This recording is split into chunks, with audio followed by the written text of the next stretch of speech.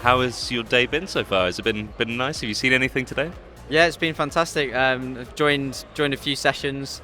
Heard quite a wide-ranging spread of topics, and also yesterday was very interesting as well. A really good spread of speakers. And of course, you spoke on day one of Sustainability Live Net Zero. How was your panel discussion? Yeah, it was really interesting. So the topic was global ESG strategies. There's been a lot of different directions in which speakers yesterday and today have spoken, and that tapped into it to a lot of them. So yeah, it was really interesting, and I can share some of the key topics as well.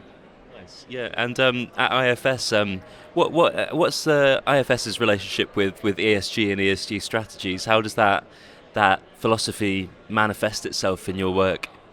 Well, IFS are a global enterprise software business. So what does that mean? We work with a lot of customers who work in generally heavy asset industries. They can have environmental impact. Benefit of being a company like IFS is we have great potential to help them.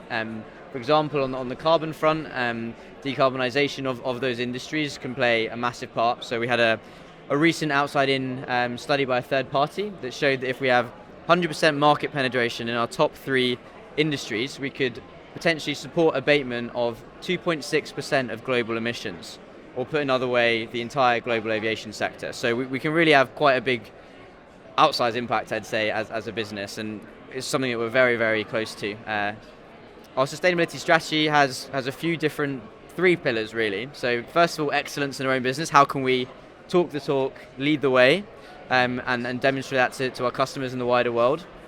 Secondly, it's about supporting our customers, which is the really big piece I just mentioned now, particularly looking at climate and carbon. And the third piece is having a broader impact, we call it. So working with organisations like our partner charity in Sri Lanka, the IFS Foundation, to help break the poverty cycle. So yeah, just a few ways that we're really thinking about sustainability. Oh, fantastic. It sounds like a really holistic conception of sustainability, which is always really, really good to hear. And I suppose that's what ESG was sort of invented to do, I suppose. You've got all the different sort of areas of sustainability, if you like.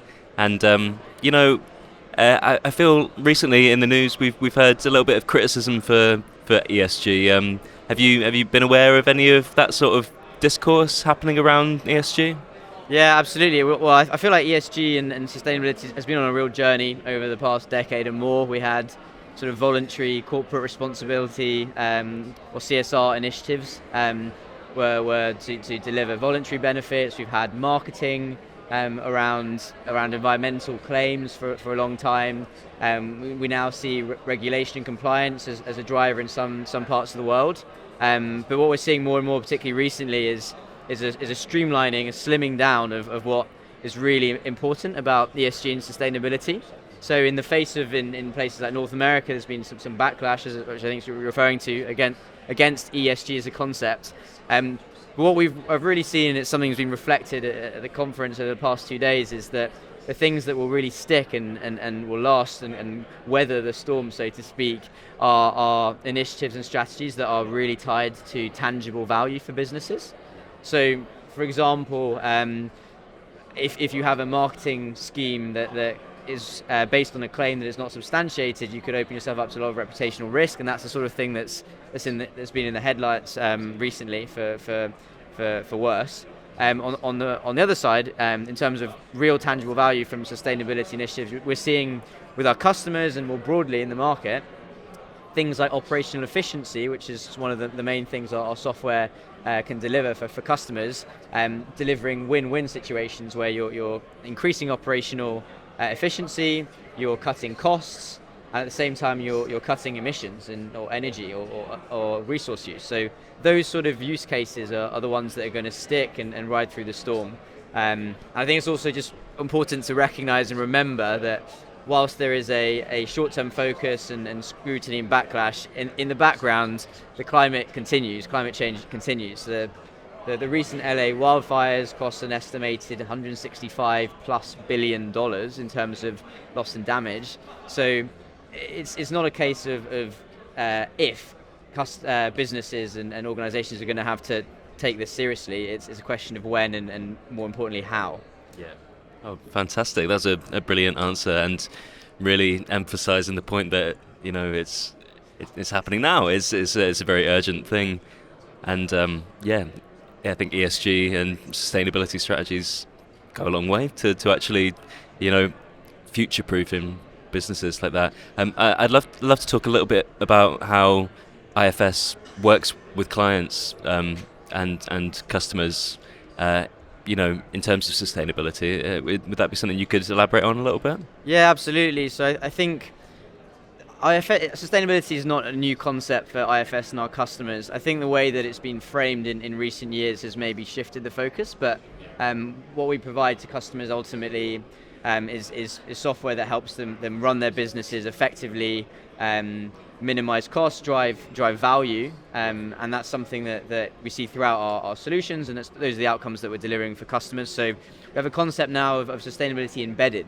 So the idea is that sustainability is not in a silo, it's not this add-on to your business that you either need to do as a tick box exercise or compliance.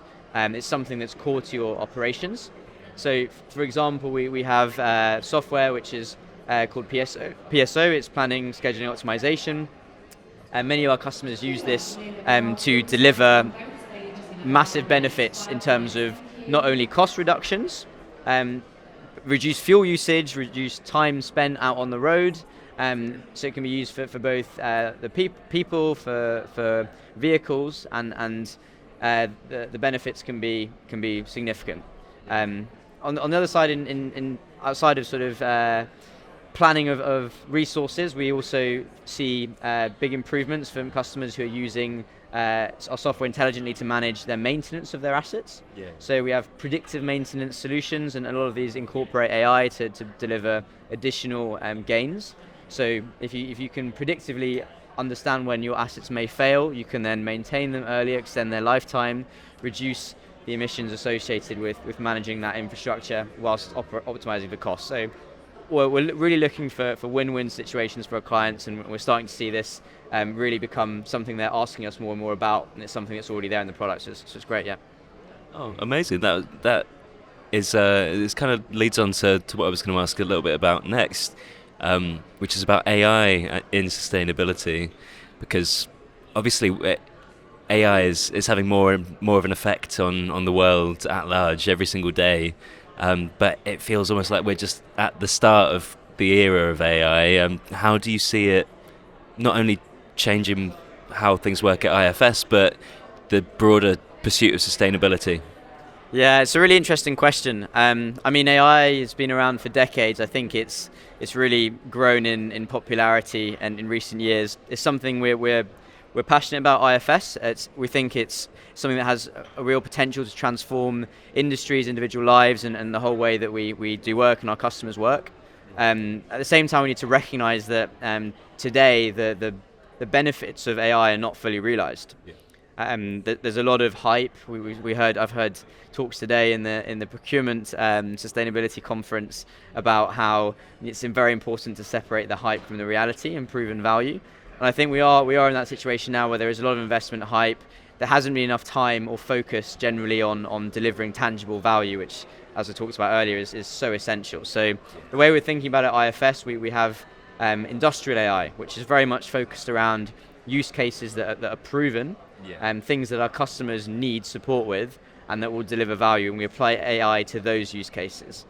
So it's not a case of let's just invest in the technology and hope for the best. It's where can we deliver value, and where can AI support that?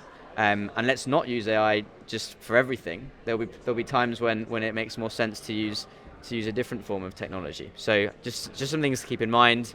But yeah, it's going to be a very interesting year ahead and a few years ahead, I think, with all the hype around AI. So we'll be following it very closely. Cool. Oh, that's brilliant. Yeah, no, I totally agree. It's important to to focus on delivering value for people, because often that's what gets people into sustainability, isn't it? And it makes it like you were saying before, a win-win. So that's great. And then just to end, if that's all right, we ask everybody for one piece of sustainability advice. If you had to give one, what would yours be? Well, I'd like to link it to one of our core business values. Not to speak too much more about IFS, but grit is something that we really value at IFS internally. And what does that really mean? It's about resilience in the face of adversity. It's about progressing forward even when things aren't easy. And I think that's so applicable to the world of sustainability. Yeah. With the current focus, you say, backlash in some parts of the world, it's really important to collaborate with others and really grit. Yeah. Well, thank you so much for joining me. It's been really fascinating. So yeah, thank you very much. Thanks very much. Cool. Thanks, man. Cheers. Cheers.